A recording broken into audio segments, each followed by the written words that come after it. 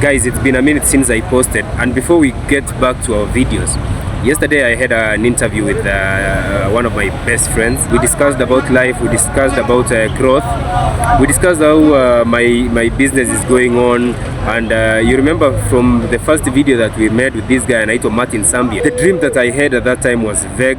But right now I see my dream is going to a very nice trajectory. I know that the path I want to take in my career. I know what I want to do. So we're discussing on how life is, how we interact with people online, how we handle abuses online, how just everything, Manze. You want to hear this? We also had a discussion on how the digital space can be so challenging, but it's only resilience and those who put in the work that can only maneuver the streets of digital space. Na si rahisi. If it was easy, everybody could be doing it. Make sure to like and subscribe. Most of it share and comment on these videos. It really helps me a lot, and I'm really thankful, Manze, for those who are doing the same. Enjoy, Manze. Okay, welcome, bro. I want to believe that you are doing well. I'm doing well. Yeah. What we are going to discuss today is that it's about growth and it's about our dreams. Yeah. The first question I would want to ask you, so that also our viewers can get something from it, because so many people want to get into things that they want to get into, in example, their careers, their dreams and all that, but they don't really know the cost of it. I've found people doing photography in the Nairobi CBD because I do photography and I do content creation, but people are not really up to the task. You understand? You're just there because I think you had an idea that it pays. Maybe you are there because you saw your neighbor doing it. Maybe you are there because you studied it in university and you just want to be in that field because what makes you, for example, I know you are doing some great work in your channel, and I really follow you a lot. Thank you. What makes you stand out? What makes you really think that this is something you want to do, and you're just different, you know? Yeah. Yeah, thank you for that. Yeah, that is a good question. yeah, what I would say is where people fail to pay attention is seeking to understand. yeah, We can't be doing the same thing, yeah, but you have your unique experience, yeah, and I do have my unique experience. yes, And the main reason maybe the things we do is successful, yeah, it's not because maybe I'm good at it or anything. There is this inward drive. It's inward out. yeah, For other people is outward, then inward. I saw someone is doing something and it's succeeding, and I just want to only apply the tactics. yeah, You don't understand the drives nini unajua people do have if I was to look at the biggest podcast, maybe the Diary of a CEO, it's an international podcast. The way those people shoot their videos, how regular they do it, the drive they have, it's not just about hizo tactics, the podcast and everything. That person has his own unique experiences that pushes him towards something. And that is why people can be doing the same things, and one person is successful, another one is unsuccessful.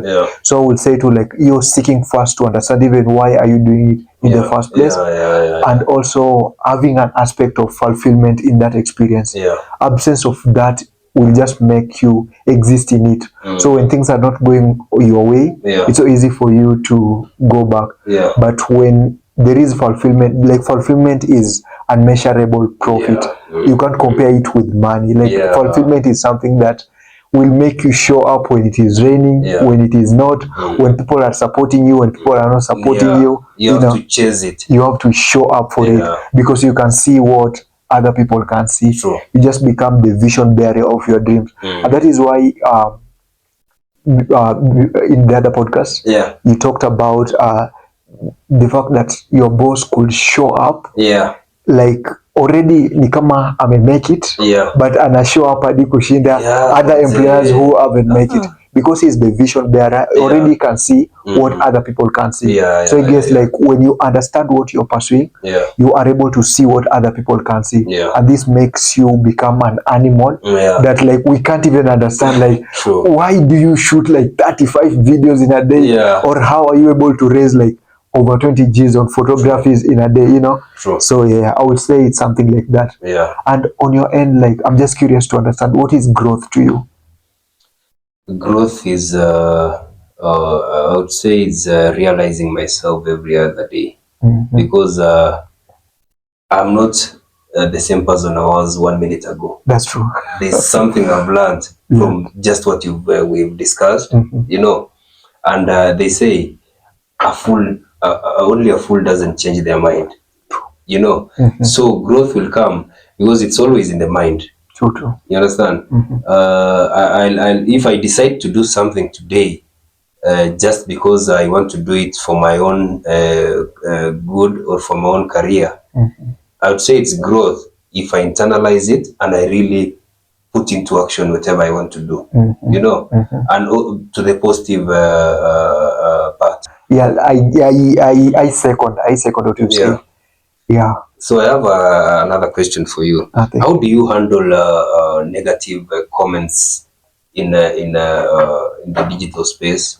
How do you, not even in the digital space alone, some other people, I've even heard people call me and trying to pull me down on what I am doing. Calling you via the phone call. Like they are saying you shouldn't do it this way, you should do it this way. Okay, they might be right in a way, but let me tell you something. You see, there is a tone of telling somebody to do something, you know. And somebody told me that some other haters online are actually fans, you know. Because why would you listen to a whole video of mine if you really hate what I do? That's true. What are you doing there? What's your take on that, my friend?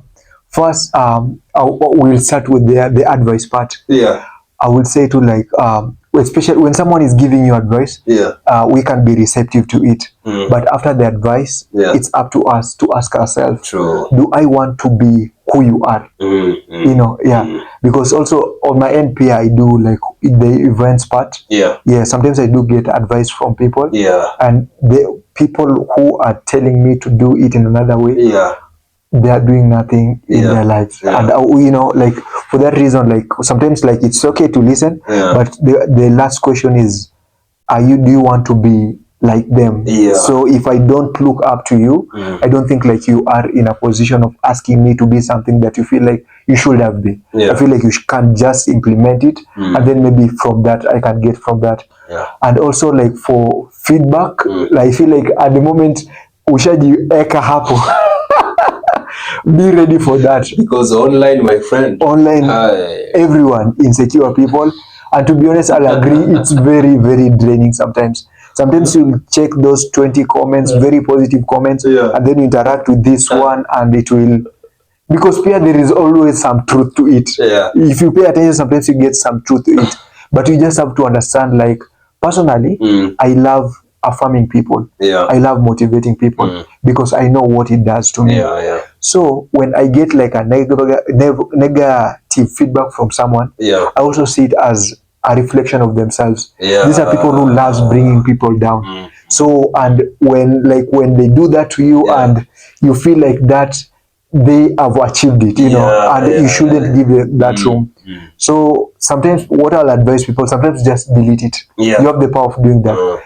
Advantage of deleting that, it's for you to clear that negative room, because sometimes when like ukitolerate a lot of negative, maybe mtu akiweka negative and then you retort back, so unapata mtu akikuja napata this ka energy, akiingia comment section apata hiyo energy, wana normalize, and then it for you, like what people look strong but they aren't. And those big people, hiyo negative way now bring down. And when people do it repeatedly, you pia kuna the way wanaleta negative feedback, waileti in a careless way, wanaleta na to some aspect of truth, and ukiangalia decide kuangalia on their view, it makes a lot of sense.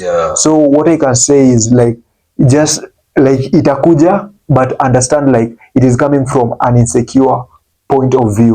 You come and someone who want to challenge you to be a better person. There is like ways of saying the truth. Like truth shouldn't hurt. Like wanasemanga truth hurts and everything. But if you are presented in a best way, it will be effective na itakunua. Yeah, so that is what I would say.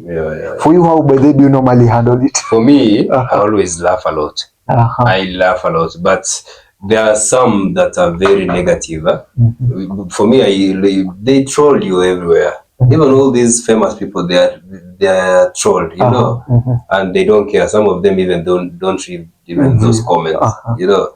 So I just read them, but I hide them. I hide others. I delete others. But I just move on. I am just telling myself, like, if you're going to watch my video up to the end, you are a fan. You are a fan, you know. So you are just a different fan. Like there is a fan who we connect, and this is a fan that kuna disconnection, like just a different fan, but not a bad fan. The fact they watch, and also I feel like kama umefika that point, you are winning. You are winning already. Unajua, like I feel like in life kuna the people who don't do much, then kuna mediocres, na kuna outstanding. So for mediocres, ni wako so accepted by the society, wako so wanafanya the right things, hadi see the right things that wanna stay in line. Like move out of line, wanna stay in line. They don't offend, they don't overstep, they don't mediocres. Then outstanding, you are so different to a point. You are a threat, like usituambie hivyo kweli. Like unaguza kila pali, like you just exploit your full potential. What you're talking about, there's a comment I came across on Facebook on one of my videos. Ananiambia unaongea polepole fala wewe. And I'm like, God, I'm just trying it for myself, bro.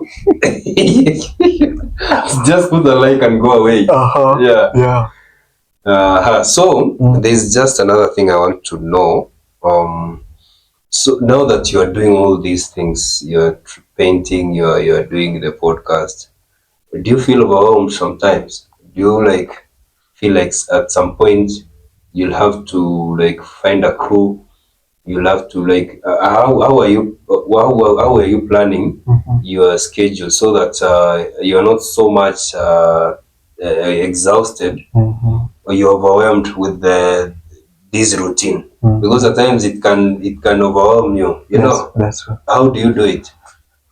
That is a dream, and it will be a dream come true. Like also, I'm looking at ways like our purpose of life is to grow, and for me, like to grow and be effective, they will reach a point that I will have to delegate roles.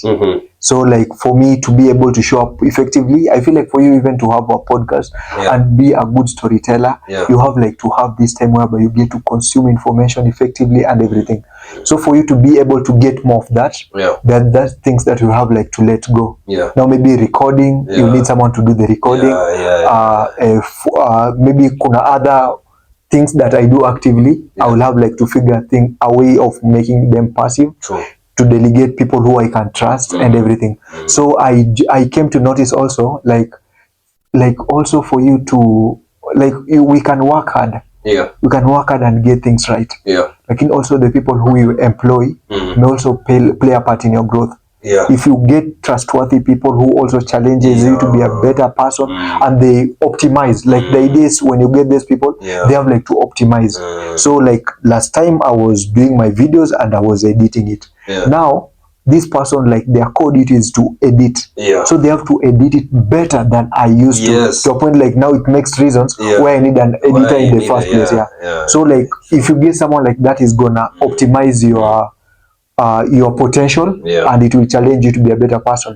But when you get now someone, you can get also someone who lags you behind. Your videos, maybe you'll do a video today and it is out tomorrow. When you get someone next week it will be out, it can be very limiting. So the person who you get, it matters a lot.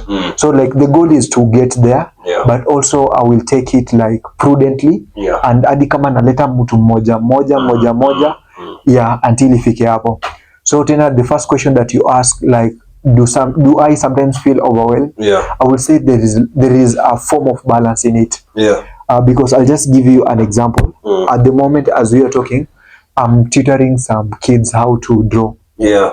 So I being and during the day, like I have like a tattoo shop. Yeah. So I do tattoos. So like permanent ones. Permanent tattoos. Yeah. So me doing these permanent tattoos, there are things that nimekuwa so lazy. So I told you like it's been a minute for me to do some painting. So I can't tap into that thing. Yeah. So napata like it's a lot of hard work for me to go back there. Yeah. But the fact that I'm teaching these kids, when I'm teaching them, I'm learning. Yeah. So like it's like I'm preparing myself in the dark for now, the tattoo session. Yeah. So huko I'm doing with the pencil, but nikifika huko with the pen now it's a flow. And then like having conversations like this one now in the podcast, I find it so like refreshing, so motivating. Like I feel like it's another form of grounding because I feel like setting up a conversation like this, there is a form of intentionality and there is like a peace of mind because it's something which is planned. It's not random.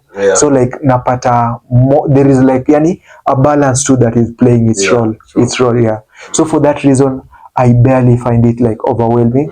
But like for me to scale it, I agree with you. There is a point in life I love like to delegate it, roles to people and to now focus in what I love genuinely. Yeah, and there are some habits maybe you had to drop just for the sake of your career, or maybe some friends even you had to drop just because you wanted to achieve your dream. Yeah, I would say something about content creation. Like it exposes you. And when that's why I do encourage people, like I did the way you'll get like to connect with people. It's like you that talking and also sharing with people your world and also showing them who you are. So like the fact that you've done over 50 videos. I know you've done over 50 videos already on camera. So to someone who has watched all of your videos, kuna like aneza, they might be right or wrong, but I believe they're less wrong. Kuna some beliefs they have about you and they are less wrong about it. So unapata like it gets like to filter some people. So unapata kuna people who agree with you, they get to lean in more. Kuna days they won't agree with you, but kuna vitu that aligns to a point like so unapata like it gets like it challenges you. So kuna things like I do. So like I read books and sometimes I share those posts. So unapata people who love reading books, they will lean in more. People who don't like it, they will ignore it and start even stop viewing your videos and everything, you know. So unapata like it gets to filter. So like adi to a point like kuna people didn't see this side of you and now maybe they don't like it and they go. So unapata like even hosting people in the podcast, unapata the guest who will come is someone who like kinda is interested in something that you're pursuing, you know. So nasema it in a filter and also pia in a build more friends. Alafu one thing also about this journey nasema imenifunza kuwa very patient. Kuwa very patient. Na nikakuja like imefanya like I kinda understand what happiness is and pia I kinda understand what like being alive and being intentional is. So imefanya nimekuwa so intentional even with time management and even now the people like I bring in my space and everything. So even build as an individual. On your end, have you lose people, gain people, and how is it?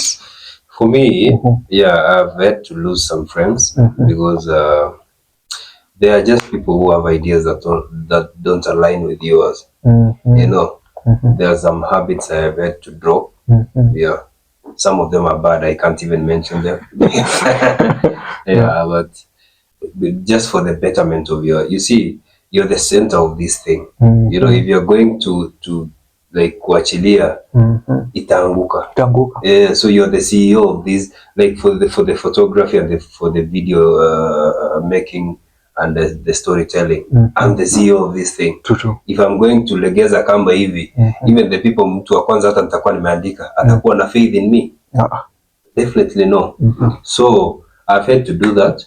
Na sina ubaya yote juu at times you see you have to set standards, not because you're bragging or anything, but those standards are there to tame people so that they don't just come into your life to invade your you see, you have your own if you want to meet me today, you have to call me and then we have to plan.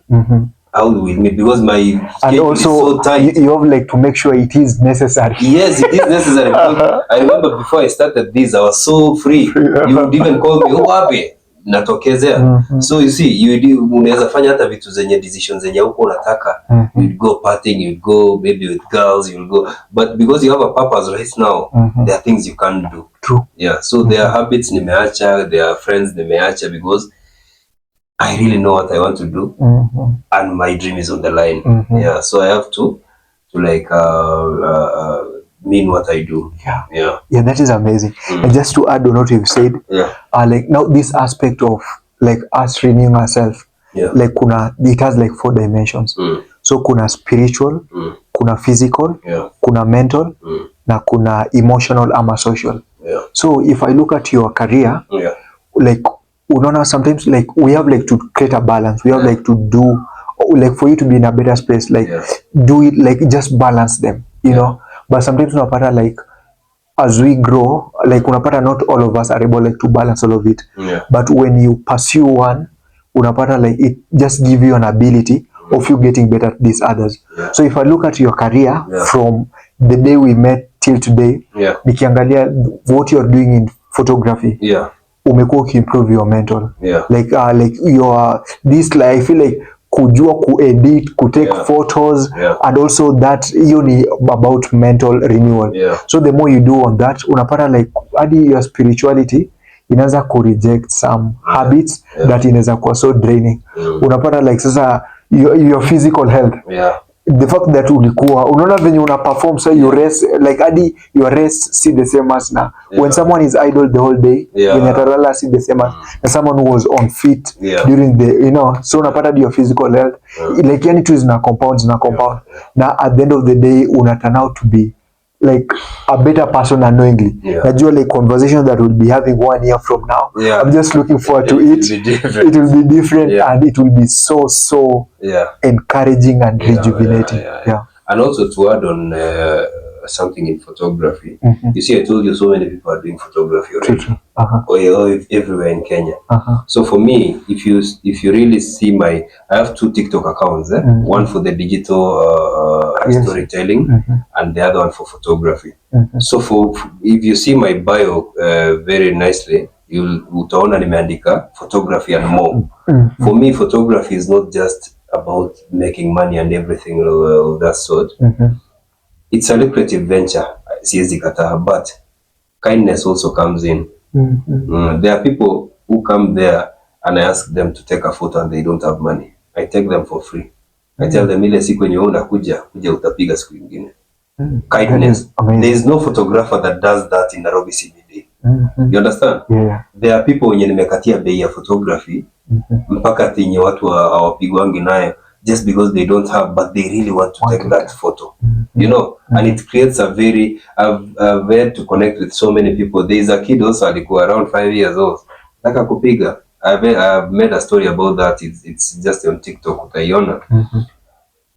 And it's so fulfilling at times, and I really feel like, you see, before you are what you are doing, before you like you are defined as a human.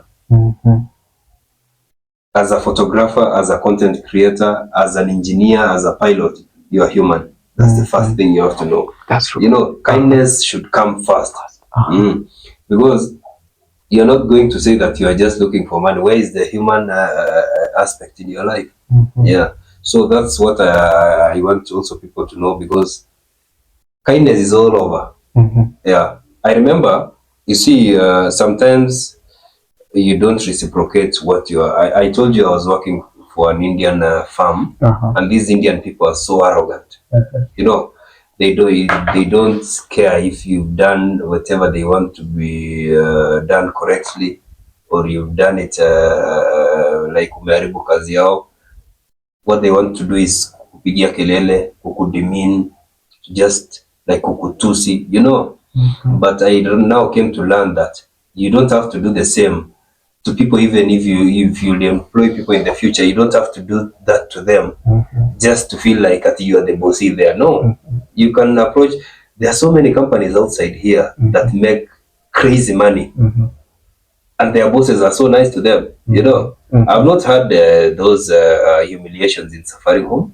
There are so many people working in Safaricom. I've not had, but I'm not saying also all Indian firms are like that. You understand? I've met, by the way, do you know in that company, however, how these bosses were unkind, there were also Indian workers there that we were working together as colleagues.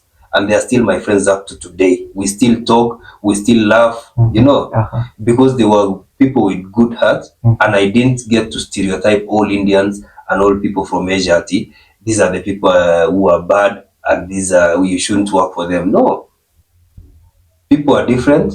And whoever is bad to you is bad to you, and that you should deal with them that way. Not everyone. You should know that kufanya the right word here should be stereotype. Ile yenye unasema Wahindi wanakuanga hivyo. You know, wa China wanakuanga hivyo. Ama this kind of people wanakuanga hivyo. No, it shouldn't be that way. Deal with the person venye wako, and you shouldn't, you see, they say two wrongs don't make a right. You can't be unkind to someone because they were unkind to you. Yeah, just try to be different. Yeah, so that's all I'm doing in the streets. Kindness and photography, they're going hand in hand. If you come there, you don't have a pesa, nitakupiga picha bado. Yeah, but if you also come in the future and you want to promote me because I did something nice to you, well, you're welcome. You understand? Yes. So that's how it is, my brother.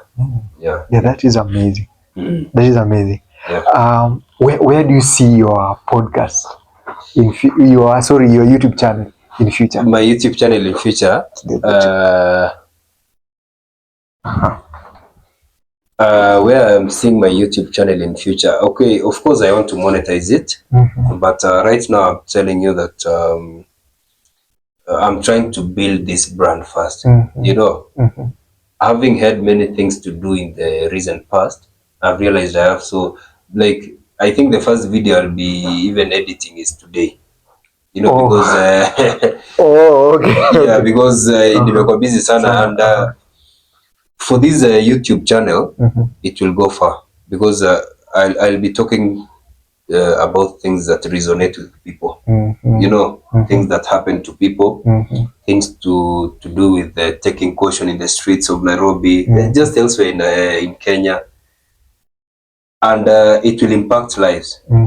In that, the stories that will be making there, or ile story tutakuwa tunapiga pale, itakuwa inasaidia watu. People will be learning from that. Yeah.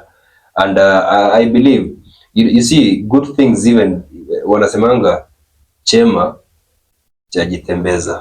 You know, so people will find a way just to come to my YouTube channel to consume whatever I'm sharing, whatever I'm sharing. Yeah, I'll not have to call you guys because me, whatever I'll be doing, I know it will be impactful. Amen. Yeah. So that's it, my brother. Yeah, that is. It will be big. Yeah. That is. It's just a matter of time. Yeah, that is a good way of looking at it. Yeah. But then I feel like when you're doing the right thing, marketing strategies don't matter. It doesn't matter. When you're doing the right thing, do the thing first. People will. Other things will follow. And focus on the work. They always follow. Focus on the work. All other things will come by. Give it your best. Yeah. And for you, like, how do you challenge yourself to give it your best? Like for me now, I try to like put in more work to what I'm doing. Like my schedule size is very tight. Like I told you, I wake up at 5 a.m. You can't imagine, and it's my own work. I'm the CEO, and I'm waking up at that time. So because I want to be better for myself. I want to be better. Like there are people who are depending on me also. Yeah, and there are people, like it or not, but there are people who see me as a mentor also. Yeah, so if you're in that position in life, you just have to kujisukuma na kujituma vibaya sana. Yeah, such that unajifaidi na unaifaidi wengine kwa society. Yeah. yeah, you are utilizing the cup Kabisa. that God has given you. Alafu pia the aspect of that cup I had, Yeah. like sometimes like when you understand like where this blessing is coming from, Yeah. sometimes our work is just like to keep on thanking him. Yeah. And also unapata like umesema kuna watu wanakutegemea. Yeah. Like just like understanding that, like taking that as a blessing. Yeah. Like kuna places you have to weka, you know, kuna some people when they get now out of kunitegemea wananinyonya na unakata na pia inafaa kuwa cycle, but ukishakata huku pia God and notice, oh, haitakuwa na overflow anatafuta mtu mwingine in the family anampea urage. So pia that is another thing that we should be able like to say. And one thing I just want to add or to just emphasize on this point yenye tumeleta sahi, I really want to encourage all of us in that if you're going to become, if you're going to be a parent in the future, or maybe you are a parent, you should train your kids in that they are not going to finish school so that they come help you. You understand? They're not obligated to do that. It's just your duty as a parent to make them learn and to. It's just that our parents are, some of them are old, some of them are illiterate, so you're obligated to help them. But for my kids, if you're going to prosper in life, I just want to see you go thrive. You know, just don't bring any money to me. You know, it's your time to. If you get so much and now you want to give me, well and good, but I don't need it. Go work on yourself. You know, some other parents, even in photography in town, unaweza sikia tu mtu anakuambia guy, niko na stress sana, mzae anataka do, anashinda amenipigia. So it's stressful to some people and they are not hawatoi hizo vitu kwa moyo wao. It's just because it's a obligation. It's an obligation and they feel like if they don't do it hata wanaweza kosana na mzazi. And sometimes you see parents wanakosa kuelewa kitu moja. As time goes by, so many things change. The economy ina change.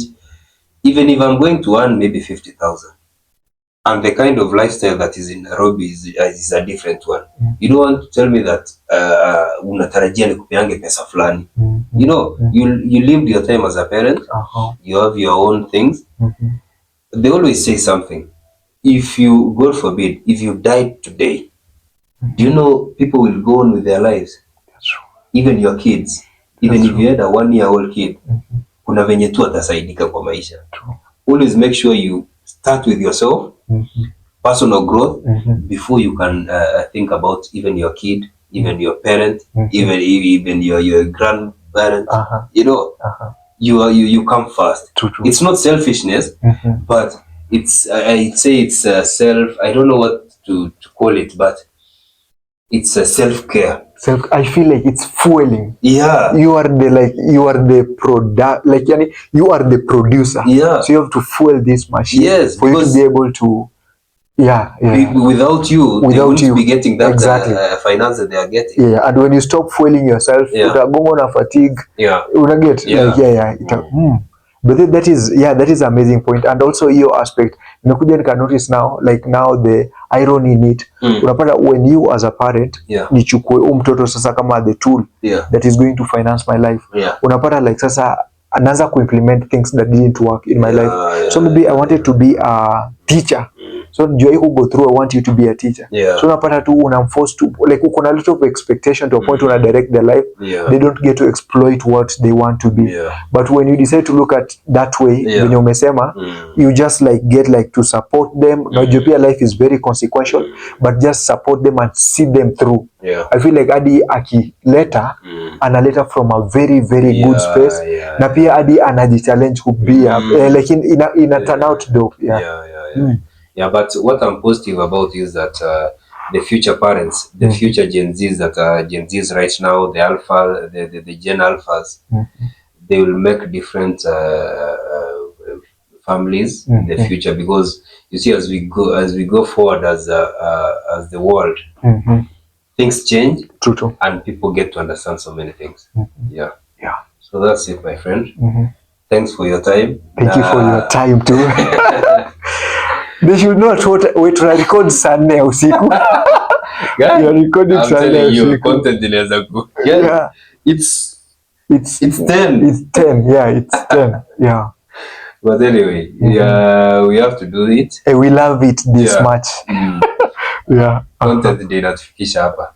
Yeah, and also it's good to like talk to your friends at times, to have fun.